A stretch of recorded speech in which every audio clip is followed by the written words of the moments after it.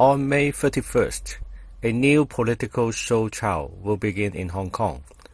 47 pro-democracy politicians and activists will stand trial accused of violating the national security law. Most of them are already imprisoned awaiting trial. They will refuse bail, some of serving sentences for other alleged political crimes such as unlawful assembly. The national security law is a far-reaching law to effectively criminalize political opposition to the dictatorship in Beijing.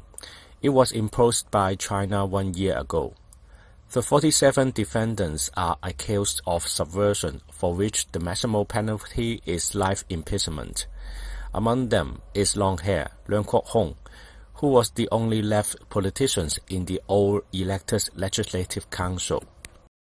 Solidarity Against Repression in China and Hong Kong, an international socialist alternative, demand the release of Long Hair and the other defendants. We appeal to you to organize solidarity protests around the world on 31st of May. Help to send a signal on that day. Your solidarity can encourage the oppressed in China and Hong Kong. This trial is not about national security, but about the dictatorship wanting to destroy all opposition to its rule. The CCP, China's dictatorship, is not a communist party.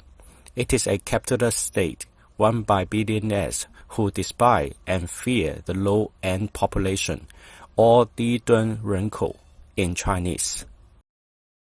The CCP fears the mass struggle, like we saw in Hong Kong in 2019, can spread to China and destabilize the regime. In Hong Kong, the mass democracy protests of 2019 saw over 2 million joining peaceful demonstrations. Their 5 demands called for elections based on one person, one vote, and an end to police violence. The CCP said the protests were terrorism.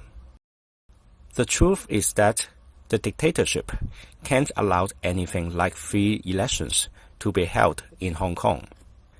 This would threaten the dictatorship's rules, because this example could inspire even bigger mass protests for democratic rights in China. Many of the Hong Kong pro-democracy parties, which are now facing harsh repressions, believe that they could negotiate a compromise with the CCP. These parties did not lead or organize the 2019 protests. It was a spontaneous movement. Unfortunately, the mass struggles did not find a way to spread to China, and a movement in just one city is not enough to succeed. Still, the CCP wants to make an example of Hong Kong's pan-democratic politicians to spread white terror. The dictatorship believes it can crush the democracy struggles in Hong Kong and extends its roots in China. We don't think so. Please support our campaign and join our worldwide Day of Solidarity on May 31st. We are Solidarity Against Repression in China and Hong Kong. You can contact us here via our email or on Facebook and Twitter.